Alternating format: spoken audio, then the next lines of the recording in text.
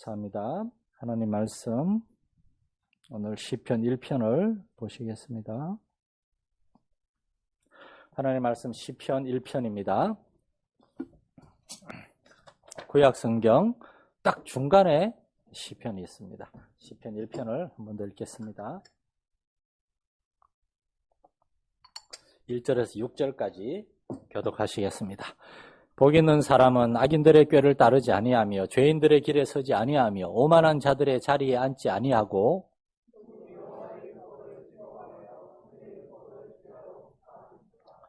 그는 시냇가에 심은 나무가 철을 따라 열매를 맺으며 그 잎사귀가 마르지 아니함 같으니 그가 하는 모든 일이 다 형통하리로다.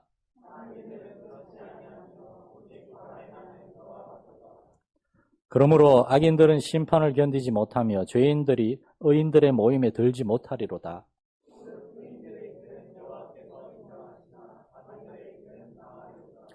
아멘. 오늘 빨간 날인데 저쪽에서 명절이죠. 지금 벌써 행진을 준비하고 난리 났더라고요. 그냥 막 장사진을 치고 있고 덕분에 우리는 하루 또 이렇게 일한 분도 있지만 또 많은 성도들이 하루 또 휴식을 하고 저녁에 함께 예배에 오신 여러분을 또 온라인으로 예배하는 여러분도 환영합니다. 자꾸 빼져먹으면 참 온라인으로 예배하는 성도들 실망할까봐 오늘 시편을 두 번째로 이제 공부하면서 먼저 여러분에게 소개하고 싶은 단어가 하나 있습니다. 적확이라는 단어입니다. 적확. 일반적으로 대화 중에 잘 쓰이지 않는 단어죠.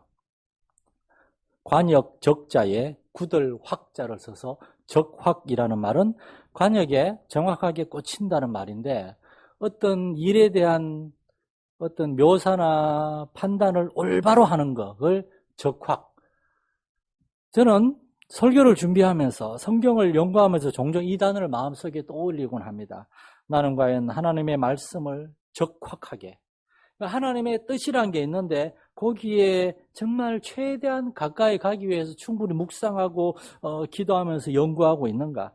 그러다가 이 질문은 이렇게 발전을 합니다. 나는 하나님의 말씀을 연구하고 전할 뿐만 아니라 그 하나님의 말씀을 따라서 나의 삶이 먼저 적확하게 그렇게 정말 살아가고 있는가? 놀랍게도 성경은 죄에 대해서 구약 성경에 나오는 히브리어에서 죄라는 단어를 히브리어 하말티아라는 말을 쓰는데 하말티아라는 말의 정확한 의미는 관역을 빗나갔다는 말입니다.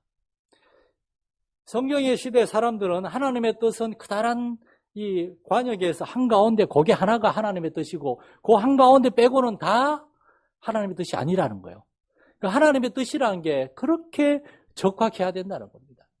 그런데 때때로 우리는 신앙생활 하면서 우리 자신에게 너무 관대할 때가 많아요. 하나님께는 하나님 약속대로 응답해 주십시오라고 아주 적확하게 요구하면서 하나님의 말씀을 우리가 듣고 배우고 순종하고 실천하는 데 있어서는 우리 자신에게는 그렇게 적확하지가 않고 관대하는 대충 적당히 우리는 하나님의 부르심과 택하심, 구원하시고 복 주시는 은혜에 대해서 감사하면서 합당하게 하나님을 예배하며 그렇게 살아가고 있습니까? 하나님 우리 여러 가지 형제와 자매들을 정말이지 하나님이 보이는 형제도 사랑하지 않는데 보이지 않는 하나님을 어떻게 사랑할 수 있느냐? 그 말씀을 기억하면서 다른 형제와 자매들에 대해서 내 생각을 먼저 주장하기보다 들어주고 이해하고 언제나 용납하고 용서하고 섬기고 있습니까? 설교자는 하나님의 말씀을 적확하게 연구하고 가르칠 뿐만 아니라 나아가서 그 하나님의 말씀에 입각한 삶을 적확하게 살려고 노력해야 됩니다. 완벽하게 적확하지 못하겠죠. 그러나 에스라처럼 먼저 하나님의 말씀을 연구하고 난 다음에 준행하고 그 다음에 가르치는 그게 있어야 돼요. 거기에서 목회자의 가르침에 권위와 담대함과 자유함이 생겨나는 겁니다. 마찬가지로 성도들도 역시 하나님의 말씀을 경청할 뿐만 아니라 하나님이 왜 저 말씀을 나에게 주시는가? 그 말씀에 대해서 정말이지 진지하게 받아들이고 그걸 너무 이렇게 가볍게 그냥 흘려듣지 말고 또는 인간적으로 지금 나들으라고 하는 소리인가 그렇게 반응하지 말고 하나님이 왜 저 말씀을 나에게 주셨는가? 겸손하게 그 말씀을 우리 자신의 적용하고 점검해야 된다는 겁니다. 용서에 대해서 하나님의 말씀을 공부하고 하나님의 말씀을 들었는데도 그 다음날 정말 이제 작은 일에 우리가 너무나 크게 분노할 수도 있습니다. 1만 탈란트 빚진 자가 용서를 받았는데 100데나리온 그것 때문에 우리는 용서하지 못할 수, 그렇게 확 잊어버릴 수도 있다는 것입니다. 하나님의 말씀을 듣고도 그렇게 쉽게 잊어버릴 수가 있다는 것입니다. 하나님의 말씀을 백날 듣고 공부해도 정말 하나님의 말씀을 기억하고 적용해야 될 그 시간, 그 순간에 우리의 마음이, 우리의 생각이 그냥 인간적인 생각과 감정과 의지대로 그렇게 반응할 수도 있다는 것입니다. 하나님의 말씀을 주일마다 예배 때마다 듣고 배우고 개인적으로 읽고 묵상하고 그럼에도 그 말씀이 우리의 삶에 영향을 미치지 못하는 것은 얼마나 안타까운 일입니까? 그렇게 하면은 신앙 안에서의 변화와 성장이 없습니다. 우리 사랑하는 성도 여러분, 하나님의 말씀을 참으로 말만이 아니라 참으로 하나님의 말씀으로 받아들이고 이 설교 시간, 예배 시간만이 아니라 우리의 삶의 순간순간에 성령님 의지하면서 하나님의 말씀을 기억하려고 단순히 그 순간 감정적으로 인간적으로 사람들이 다른 것처럼 반응하지 않고 예수님이라면 어떻게 말씀하실까? 하나님은 여기에 대해서 무엇이라고 말씀하실까? 내가 최근에 묵상하거나 듣거나 배운 말씀이 없는가? 생각하고 적용하는 겁니다. 그런 걸 생각하면 마음 약해져. 잊어버리고 독하게 반응해야 돼. 오히려 이런 식으로 하면 안 된다는 것입니다. 지난주 우리는 시편에 대해서 공부를 시작하면서 이 시편이 다윗왕과 함께 영광스럽게 시작한 통일 이스라엘 왕국이 다윗왕 이후에 금세 그의 손자 때 두 쪽이 나고 그리고 이스라엘 왕조가 500년을 넘기지 못하고 바벨론에서 멸망하게 되었을 때 이스라엘 사람들이 얼마나 크게 낙심했겠습니까? 어떻게 하나님을 믿는 우리나라가 우상을 섬기는 나라에 패배하고 이렇게 우린 다 포로가 될 수가 있는가? 그렇게 70년간 포로 생활하다가 이제 돌아왔어요. 가나안 땅 예루살렘에 와서 예루살렘 그 시온산을 올라가는데 멀리서 보니까 성벽은 다 무너져 있고 성전도 70년 동안 처음에 바벨론의 느부갓네살 왕이 다 약탈해가고 그 다음에 70년 동안 온갖 이방 사람들 느헤미야에 보면은 예루살렘에 뭐 아라비아 사람까지 와 있다 그러잖아요. 암몬 사람, 뭐 모압 사람, 에돔 사람 많을 거고 저 바닥은 아라비아 사람들까지 와가지고 거기서 터줏대감 노릇을 하고 있고 그렇게 폐허가 된 이스라엘과 예루살렘을 보고 완전히 절망이 빠진 겁니다. 이때 에스라를 비롯해서 율법 학사들과 제사장들이 모여가지고 서기관들이 모여가지고 하나님의 말씀을 편집하는데 그중에서 시편 말씀을 편집을 시작했습니다. 그렇게 기도하면서 150개의 시편을 확정지은 겁니다. 왜냐하면 시편의 메시지는 시련과 환난 속에서도 하나님은 찬양과 경배받기에 합당하신 분이라는 겁니다.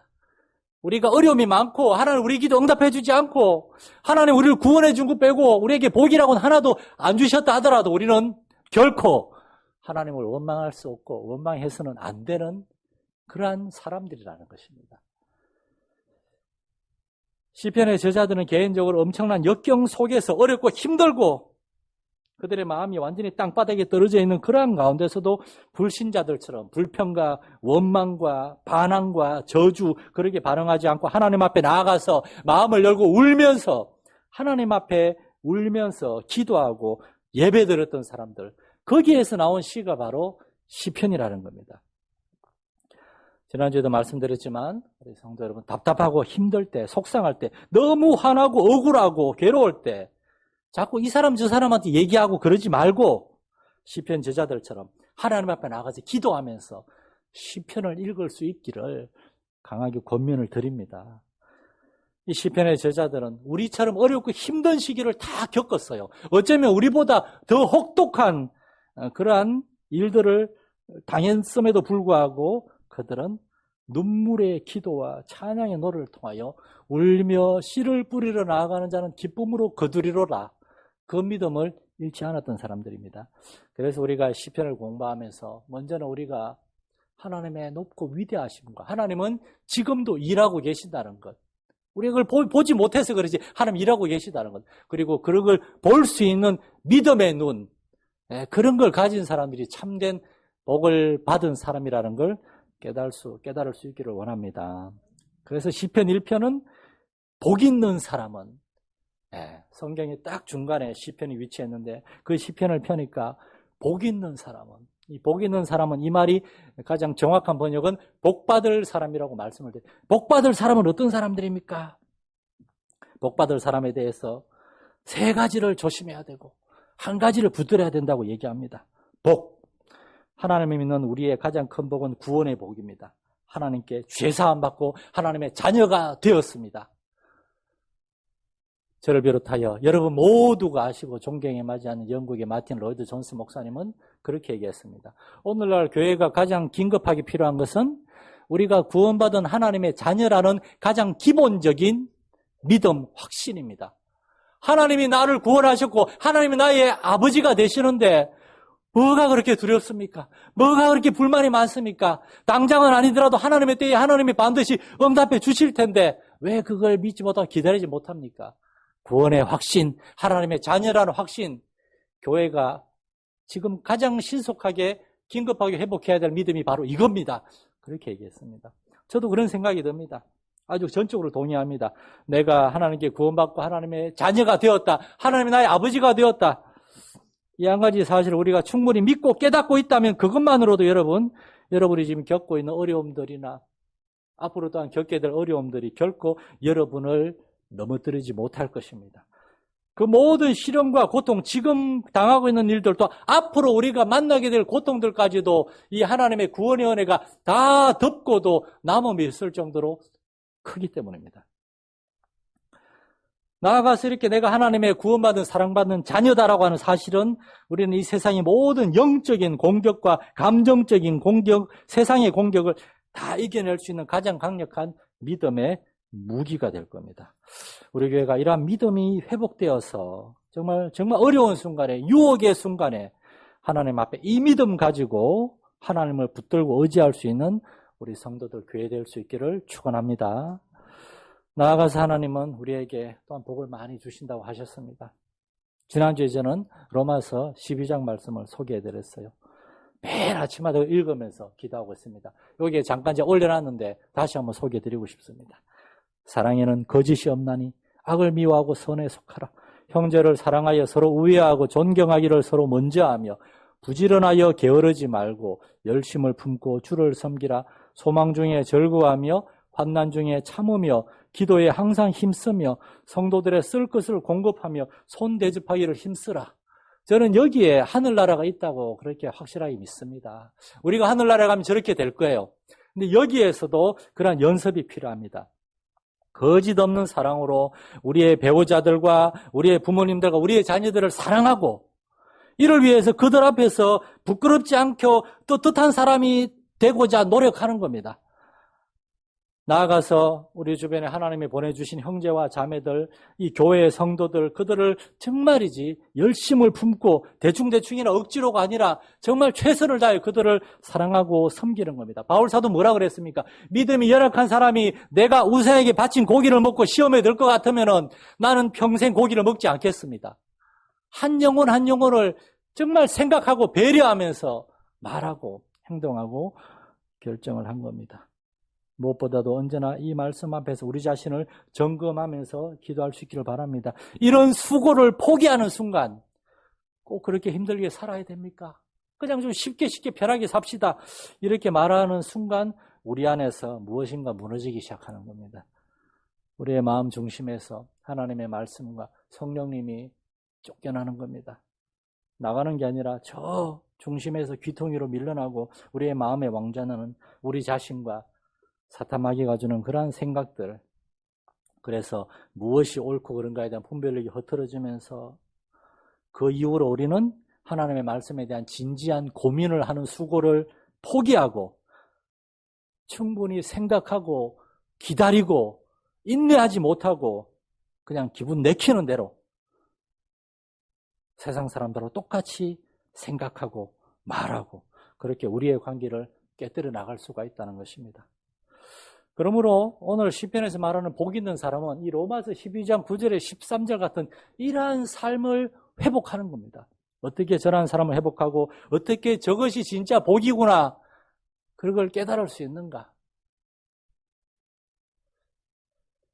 세 가지를 피해야 된다 그랬습니다. 첫 번째, 악인들의 꾀를 따르지 않는 겁니다. 악인들, 분명히 악인들이 있어요. 악인들이란 말은 사악한 사람들, 악한 동기를 가진 사람들. 역사서를 보면 이스라엘 왕들은 자꾸만 신하들이 와서 우상 숭배를 조언했을 때 그들의 충고에 귀를 기울임으로 나라를 망쳐놓았습니다. 우리는 이것이 하나님이 기뻐하시는 조언인가, 하나님이 기뻐하시는 생각인가, 옳고 그름을 분별할 수 있어야 돼요. 하나님의 말씀 앞에서. 특별히 오늘날은 굉장히 혼란스러운 시대입니다. 불경건하고 하나님 기뻐하시지 않는 인간적인 그러한 생각과 그러한 이야기들을 분별할 수 있는 그러한 분별력. 그러기 위해서 더 예배의 사람이 돼야 되겠고 말씀의 사람이 돼야 되겠어요. 두 번째로 죄인들의 길에 서지 않는 겁니다. 죄인들, 하나님을 믿지 않는 불신자들, 불신앙의 사람들, 그들이 가는 길과 그들이 살아가는 방식, 그들이 쭉 가는데 그들의 길에 서가지고 아직 가진 않아요. 서가지고 그들을 지켜보면서 아유, 나도 한때 저렇게 살았는데, 하고 싶은 대로 원하는 대로 살았는데, 그러면 자꾸 부러워하는 겁니다. 손에 쟁기를 잡고 뒤를 돌아보는 겁니다. 하나님을 믿는 사람들도 불신자들의 삶을 부러워할 수가 있습니다.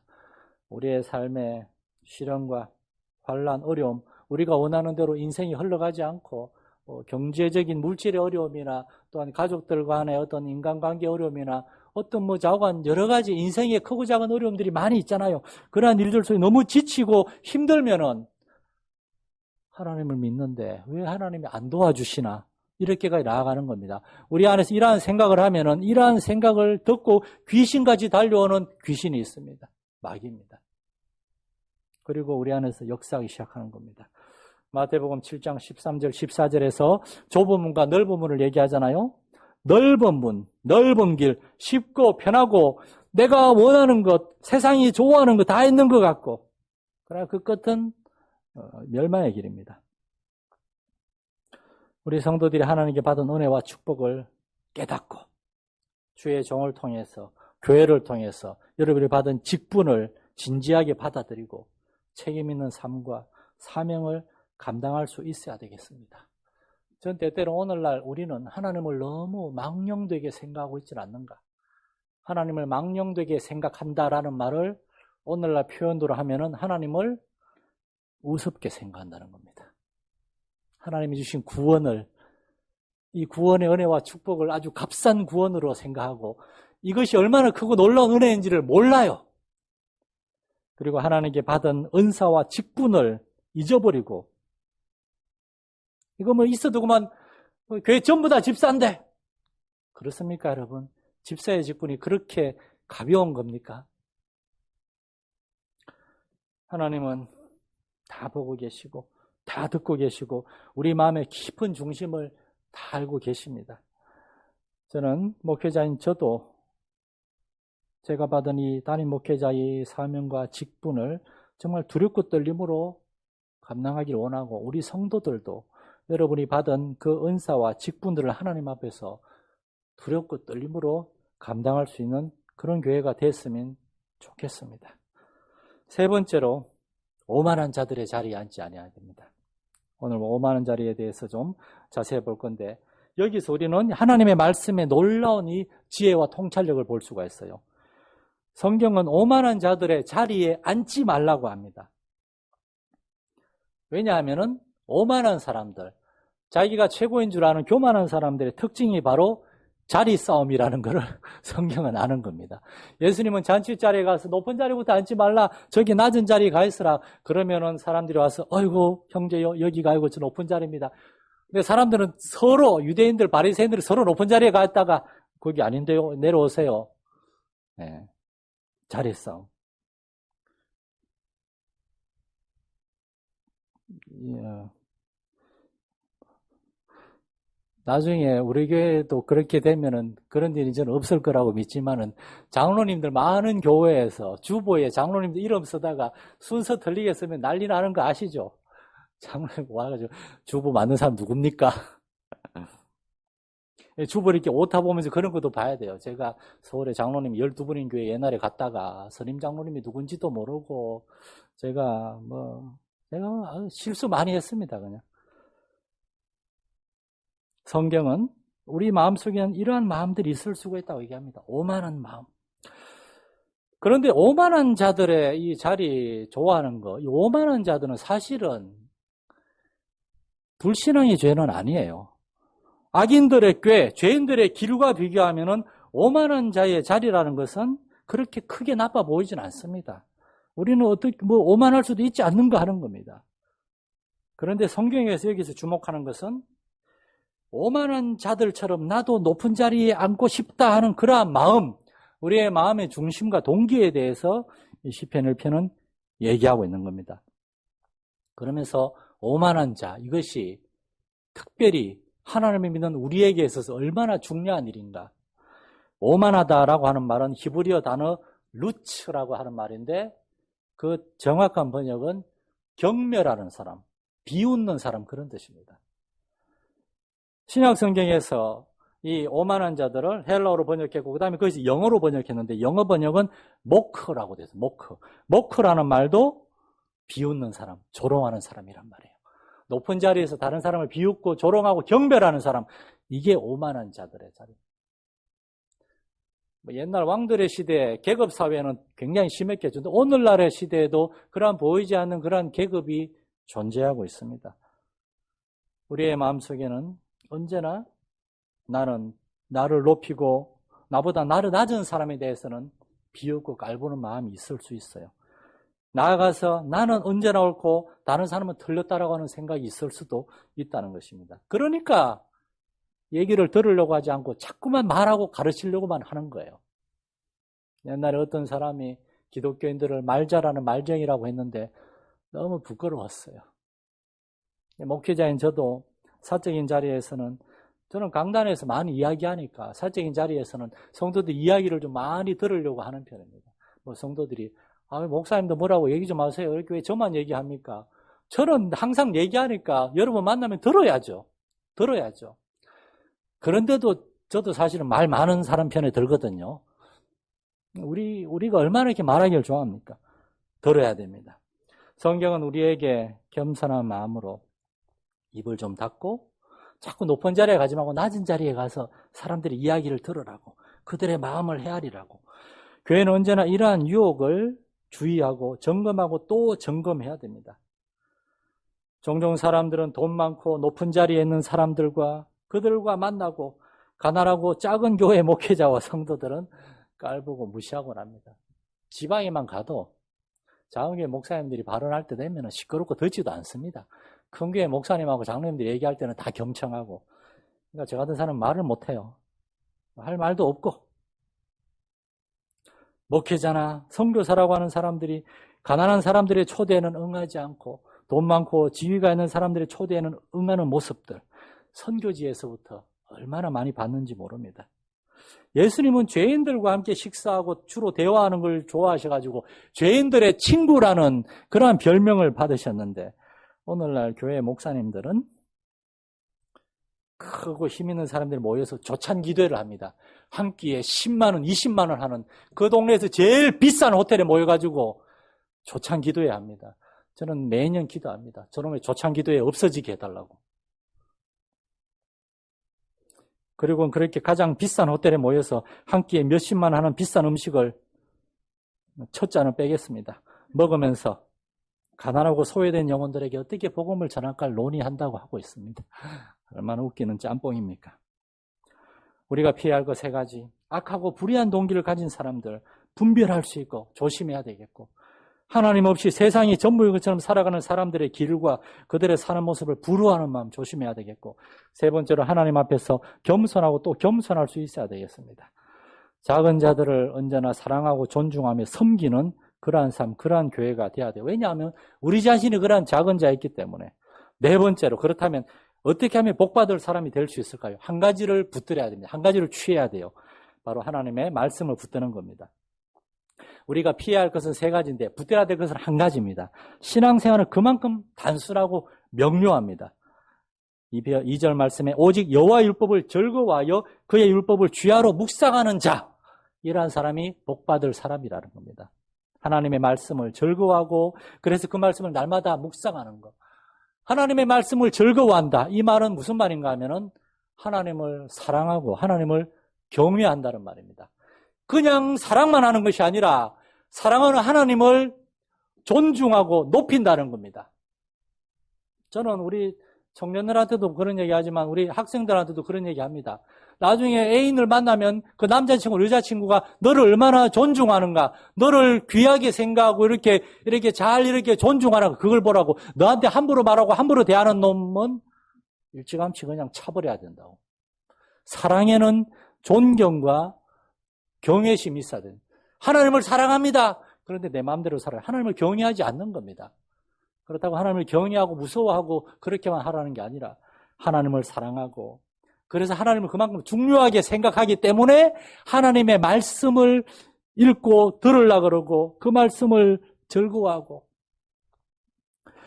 2절 말씀이 핵심입니다. 나머지 3절에서 6절은 그 결과입니다. 하나님의 말씀을 즐거워하고 그 율법을 주야로 묵상하고 순종할 때 나타나는 삶의 열매들과 그렇지 않을 때 나타나는 삶의 결과들.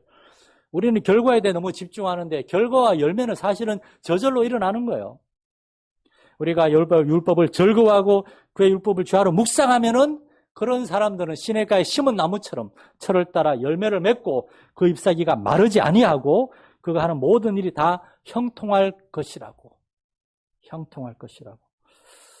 그러나 우리가 말씀을 즐거워하지도 않고 그 말씀을 붙들고 묵상하는 수고와 열심을 내지 않고 그냥 살아가면, 여러분 지금 우리는 불신자들에 얘기하는 건 아닙니다. 하나님을 믿는다고 하는 사람들, 하나님의 말씀을 듣는 사람들, 그런데 하나님의 말씀을 즐거워하지 않고, 왜냐?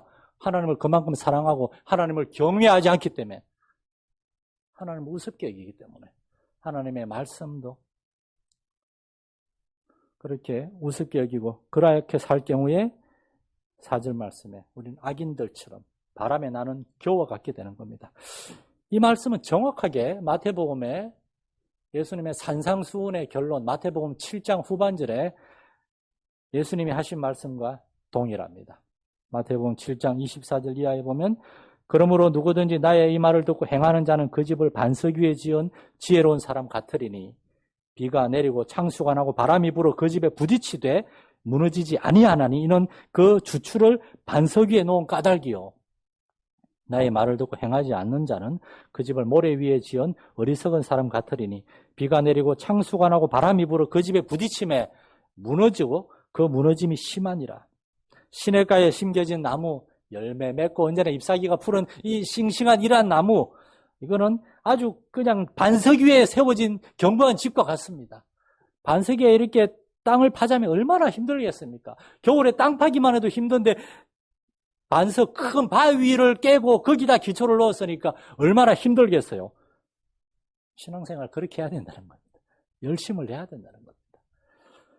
그러나 바람에 날리는 겨, 모래 위에 세워진 집, 쉽게 대충 하나님의 아들 이 땅에 오셔서 사람이 되셔서 아기로 태어나셔서 자라는 모든 과정을 우리와 똑같이 체휼하시고 그냥 말씀으로, 자, 나를 믿는 자 용서하겠다, 안 믿는 자 지옥, 그렇게 하는 말씀으로 하실 수도 있잖아요. 그런데 직접 오셔서 성육신 하셔서 그 모든 우리의 낙함을 채우라는 수고를 다 겪으셨는데,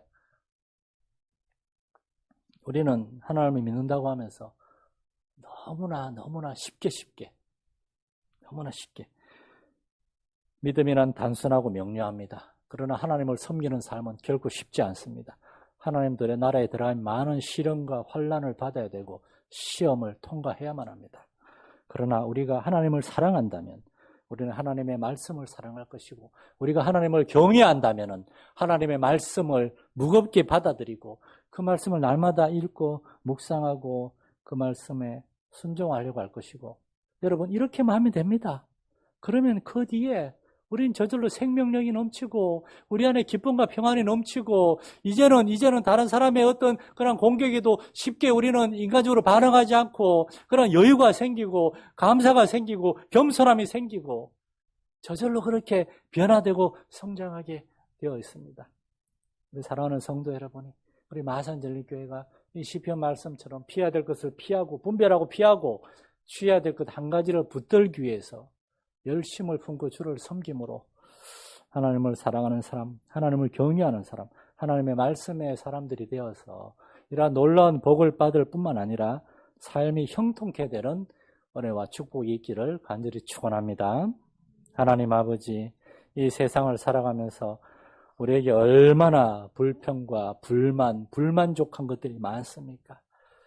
우리는 언제부터 알게 모르게 하나님 앞에 그런 불만족을 쌓아가다가 그러다가 결정적인 때에 우리는 실족하고 넘어질 수도 있을 것입니다.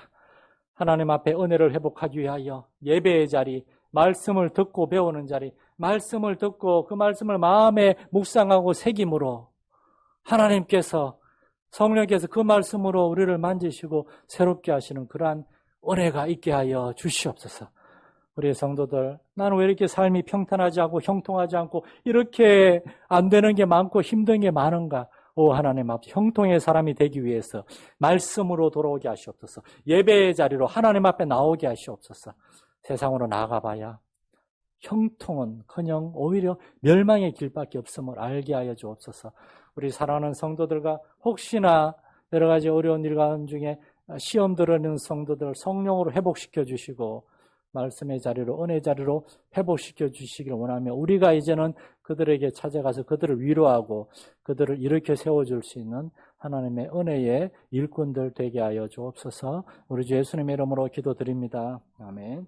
하늘에 계신 우리 아버지, 아버지의 이름을 거룩하게 하시며 아버지의 나라가 오게 하시며 아버지의 뜻이 하늘에서와 같이 땅에서도 이루어지게 하소서. 오늘 우리에게 일용할 양식을 주시고 우리가 우리에게 잘못한 사람을 용서하여 준 것 같이 우리 죄를 용서하여 주시고 우리를 시험에 빠지지 않게 하시고 악에서 구하소서. 나라와 권능과 영광이 영원히 아버지의 것입니다. 아멘.